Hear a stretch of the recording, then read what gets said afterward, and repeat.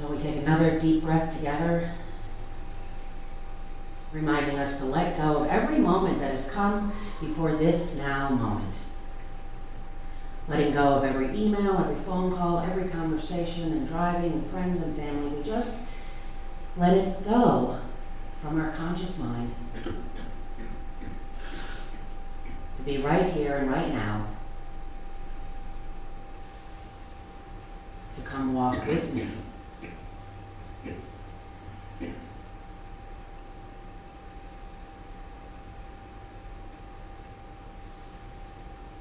So as we continue to breathe and settle into the chair, allowing it to fully hold our body and fully support as we sit here, we know that every person in front of us, behind us, to the left and to the right is also here to support all of us.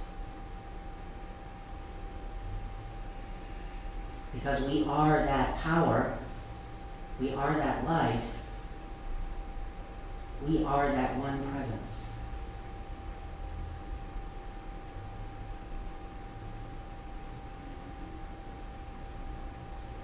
Because God lives in and through and as each one of us.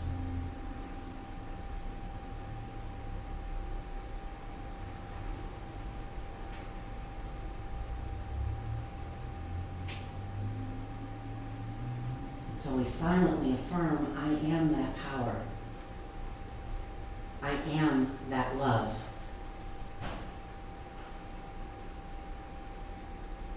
I am that life.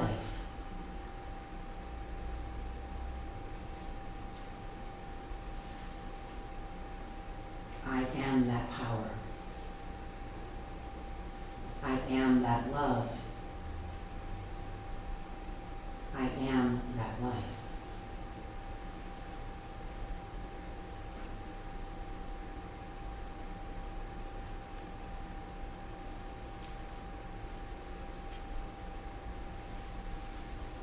So let's just hold that in the silence for a moment. In that secret, most sacred sanctuary of our heart, where we hear beauty, where we hear truth, where we hear goodness, where we hear that life come alive in the silence.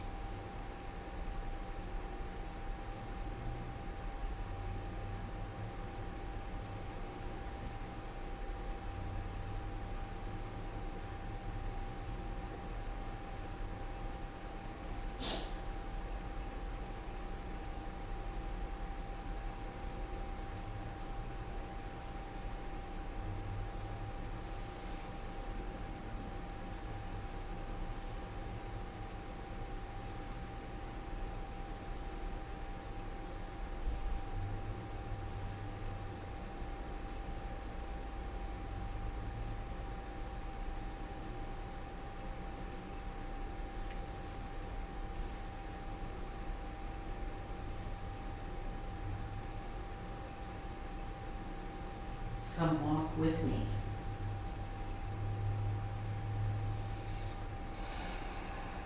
Come walk with me. Not in front of me, not behind me, but beside me. To remind me that God lives through you. God lives through me. So we take one more breath together. And silently ask ourselves, what next? What next? And the what next is surely the best. It's surely the best. And so it is. And so it is.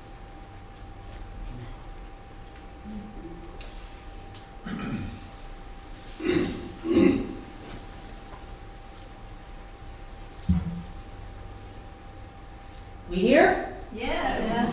You know, I have to take a minute and kind of go, I have to bring myself back. Ever sit in a restaurant and hear children, you can't see them, but you can hear them loud and you never know if it's 2 or 10? Like the volume kind of goes up and down and you're never quite sure what's going on, especially when you can't see it. And that's happened to me a few times. And one time I was with a friend and we were just the two of us and we thought we had found the quietest corner in the restaurant, except around right nearby, couldn't see it, there was lots of activity. And yeah, I didn't see him come in, so I had no idea how many kids. But I could tell a couple times this probably meal was not going to go real well. I didn't know how old they were, but all of a sudden I noticed as I'm trying to have a conversation with my friend, I decided to we were going to be having sort of a serious conversation. I decided to give up on that because it was sort of the noise going up and down, and I thought, let's just have lunch and we'll just kind of be with each other. And all of a sudden I realized it had gotten deathly silent around the corner, and I thought, wow, that's really not good. When there's lots of kids, at least in my home growing up, when there's lots of noise and then it goes deathly silent, not either the food has come and we're shoveling it in, or something really bad. And as soon as I heard the deathly silent, the very next voice I heard was Mother's voice saying, "Oh my God, what on earth have you done?" And I'm like, oh, God. Because I don't know, right? I'm thinking back to the times that my mother said, "What on earth have you done?" Because it was never said really empowering and, "Oh, sweetie, honey, what on earth have you done?" My mother said it as like usually frantic, frustrated, kind of annoyed a little bit, not to uplift and enliven and empower Kelly, but because there's 5 children and running amok and can't keep things going. So when I heard this mother yell this, "What on earth have you done?" I just started to imagine, as I had a life before being a minister, so I could only imagine what the children or child had done, dancing on the table, throwing food, doing I don't know what, crawling under the table. And again, I don't even know how many kids there were. You know, I know it's loud, but I don't even know how many. But it occurred to me as I heard that mother's voice, and at one point, it almost reaches that level where only dogs can hear. That sound, it sort of disappears for a moment into the stratosphere and then comes back down, and then there's that deathly silence. But I realized that question, "What on earth are you doing?" or "What on earth have you done?"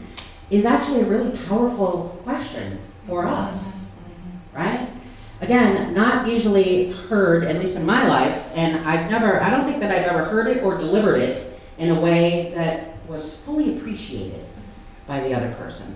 But I realize as I'm sitting listening to this, like, "What on earth have you done?" it becomes a question that I can actually take on for myself. That I can take on and ask myself the question, not to guilt myself. Like, I already have a master's degree in that. Like, I don't have to go, "What on earth have I done?" and then Rolodex all the things that I haven't done, right? Or all the things that I meant to do, or all the things that I didn't complete. Like, I got that handled. It really becomes a question on what on earth have I done? Because in Unity, we teach that we create our world, yes? Yeah, so 3, 2, 1. Yeah, we create our world. Do we not?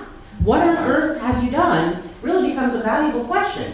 Again, not to like pick apart what I'm doing or not doing, but to really take a look at my life. Because if you want to know what you've done, look around at your life. Right? If I want to know what I'm holding in consciousness, if I want to know what kind of this collective consciousness is around me, look at what I have in my life. I look at my relationships, I look at my work, I look at my, even the physical things. So if I want to know what I'm holding in consciousness, if I want to know what on earth I'm doing, all I have to do is look around.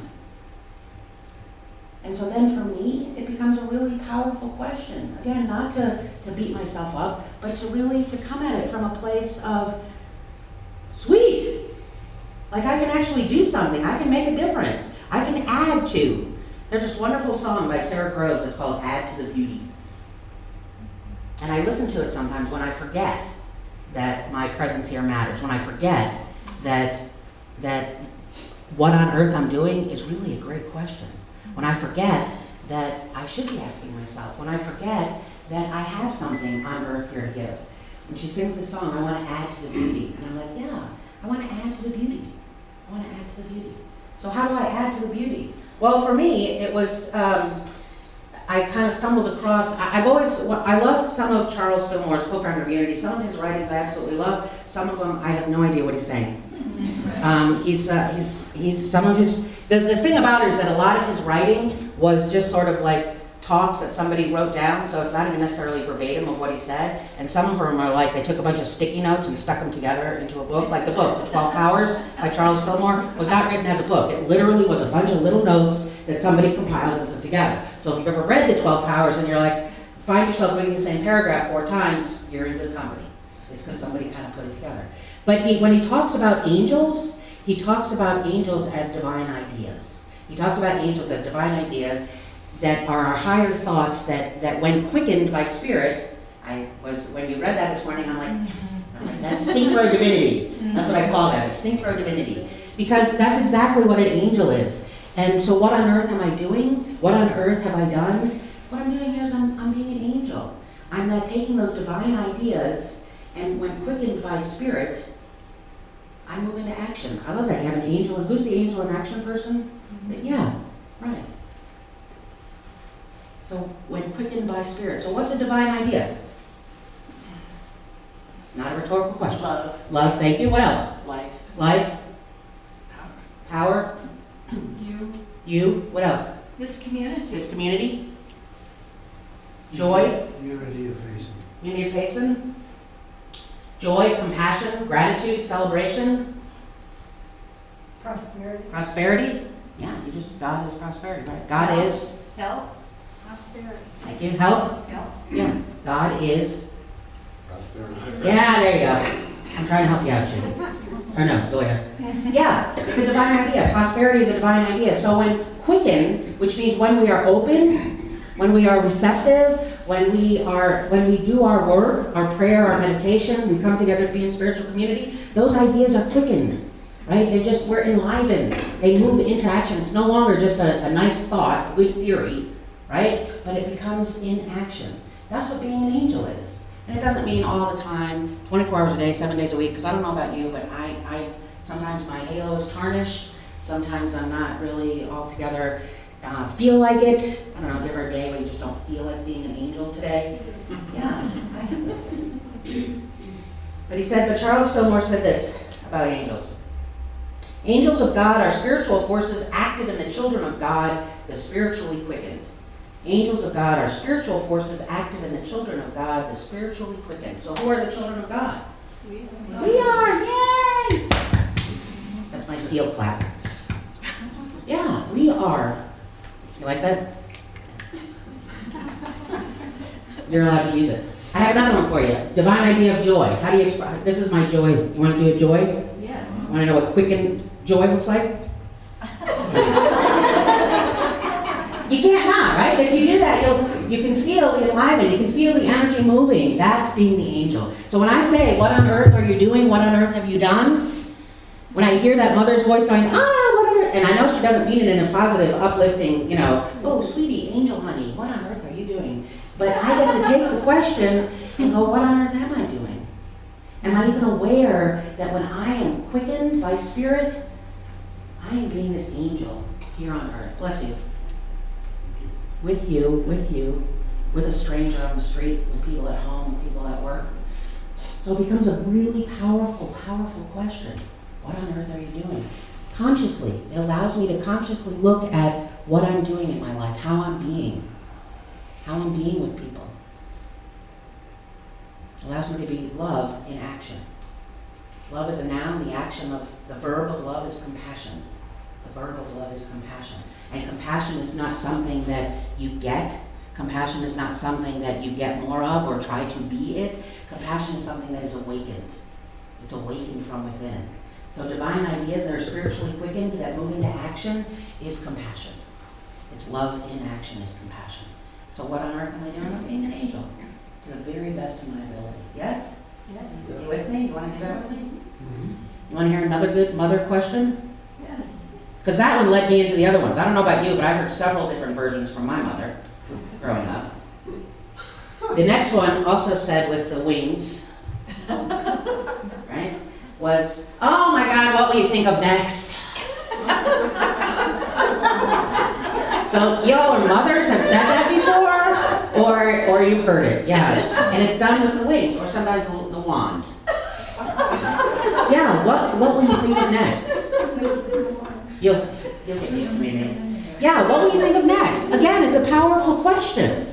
And same thing, I don't often hear it or have delivered it in a way that is, that says, yes, Kelly, your presence matters here. Yes, Kelly, you are this child of God, quickened by spirit. Not usually how I heard it or delivered it.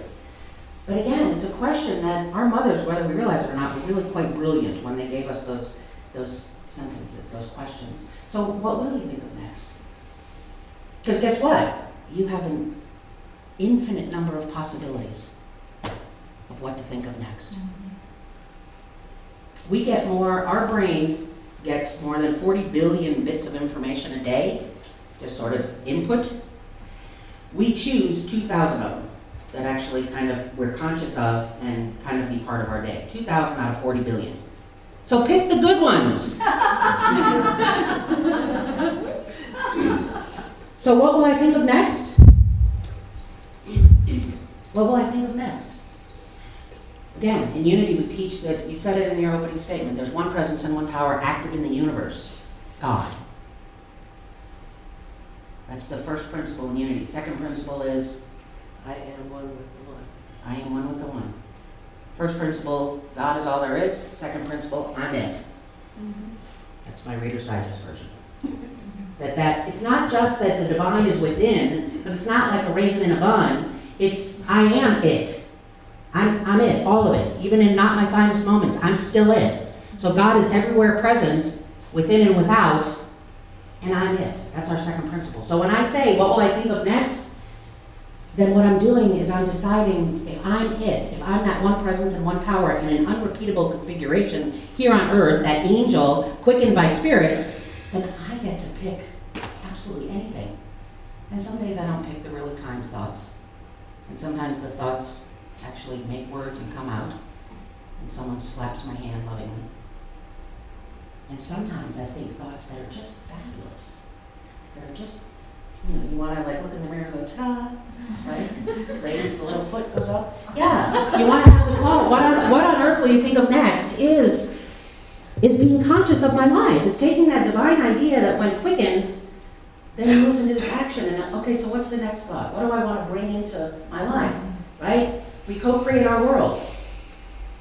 Unity Worldwide Ministries has their vision statement is centered in God, we co-create a world that works for all. Anyone not up for a world that works for all? Yeah. But it takes a little bit of work. For all. And all doesn't just mean people, right? All means earth and everything in it and on it. And it's not like we humans came from somewhere else and were planted down, put on earth. We grew up out of earth, right? So what will I think of next? So is this world that I'm co-creating coming from a consciousness of wisdom? Is it coming from a consciousness of compassion? Is it coming from these divine ideas that are quickened? Because that's what we'll see. That's what we see. Look around your life and you'll see what you're holding in consciousness. You'll see what collectively we're holding in consciousness. We want a better world, we've got to start thinking better thoughts. Different thoughts. I don't even want to say better, I want to say different. There's this cathedral in Prague that took almost 600 years to build. St. Vitus Cathedral. When I found that out, I thought, oh, good Lord. You mean somebody actually started this cathedral knowing they would never see the end? Knowing he would, I think about the architect, right? 700 years ago, he's got these plans, I'm pretty sure they weren't rolled up and in a cardboard tube on blueprint paper, but he's got these plans that he's carrying around, and he starts building this cathedral and brings in the people from the village that need work, right, to build this, and they know all along they will never see the end. They will not be alive when this cathedral is done. Not even their grandchildren, their great-grandchildren, their great-great-grandchildren. It's like 8 greats. Put 8 greats in front of the grandchildren. That's how many generations it gets to be at the end to see it. So, am I willing to co-create a world that works for all that I may never see? For me, it becomes a much more powerful question.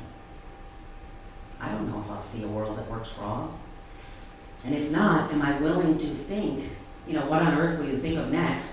Am I willing to think things that will have that hope, that faith, knowing I may not see it? And what I think is more amazing about that cathedral is that 700 years ago, a cathedral was the center of life. Everything. It's not like today, like the way we do church today. A cathedral was the center of everything. It literally was the center of your universe. It was where you went to exchange goods, to buy, to worship with each other. That it was all, literally everything. So here I am putting time and effort into a cathedral, into something that I will never see people singing in. I will never see light come through the stained glass windows. I will never participate in the glory of this center of the universe. That would have been the thinking at the time. And for me, I kind of have to go, I don't know. So it just gives me pause, right? What on earth will you think of next? And what I'm thinking of and what I'm willing to do, am I willing to do it knowing I may not see the works for all piece? I might, but I might not. And am I still willing to think? Am I still willing to be that angel? So the second piece, what will you think of next, is the ancestor piece. And I call it the ancestor piece because somewhere down the road, I'm going to be somebody's ancestor, right? I don't know how long down the road or in what fashion, but we're all going to be somebody's ancestor. So what kind of world am I leaving them? It's just being conscious that there's more to me than just this right here and right now. There's this paradox. All there is right here and right now, right? Here we are at Unity at Payson, and we're having this moment, and it's 10 to 11, and she's sitting up there talking about, mothers and mother questions, and here I am listening, and we're kind of laughing, and we're singing, and so there's right here and right now. And there's what's yet to be. And this helps us determine this, right? So what will I think of next? And there's another mother question. Anybody have any ideas what that is? Again, not usually said with much joy and uplifting, a lot of wings. Who do you think you are? Yeah, my mother said it pretty much like that. Who do you think you are? Today, I would probably say, well, I'm a child of God, quickened by divine ideas. I think had I said that when I was 13, I'm not sure it would have gone over real well. But who do you think you are? It's a powerful question. So who do you think you are? Child of God. Child of God? What else? Power. Have to think about it, right? Sometimes we're not altogether clear. Sometimes we don't really know. Yeah. You are what you think. You are what you think. You are what you feel. You get to decide. That's what makes it such a powerful question, is who do you think you are? Decide. Who do you think you are? Moment of An infinite possibility. an infinite possibility, right? Remember that, those 40 billion bits? Think quantum physics for a moment. There's this wave of infinite possibility that's always everywhere present. And we as humans pull a particle out. We pull a piece out of it, and that becomes our reality. That becomes our world. That becomes who I think I am. That becomes what on earth I'm going to think of next. Shameless self-promotion. Mention the book. Gus mentioned the book at the beginning, Who Have You Come Here to Be? This was born out of that question, who do you think you are? And one of my favorite ones, I won't read it all to you. I've come here to be luscious. Oh. You like that, right? I like it. I've come here to be luscious. That's who I think I am. I've come here to be lively. I've come here to be compassionate. Who do I think I am? Not what do I have or don't have, what do I do or don't do to decide who I think I am, but who do I think I am? And have that decide what I do or don't do. Have that drive the boat on what I have or don't have. It becomes the operating system. Sometimes we need to upgrade it, right? So I'm an angel and an ancestor. And what that looks like, what being an angel looks like, what being an ancestor looks like, depends on who I think I am. If I don't know, go find out. It's not what you do. It's not what you do for a career. It's not about your children. It's not about your hair color, it's not about your weight, it's who, if we believe that there's one presence and one power active in the universe, and we're it, then what are those infinite possibilities of it unfolding as? Make sense? Yeah. Yeah. So I'm an angel and an ancestor co-creating a world that works for all. I'm an angel and an ancestor co-creating a world that works for all. Want to say that with me? Together. I'm an angel and an ancestor co-creating a world that works for all. One more time. Together. I'm an angel and an ancestor co-creating a world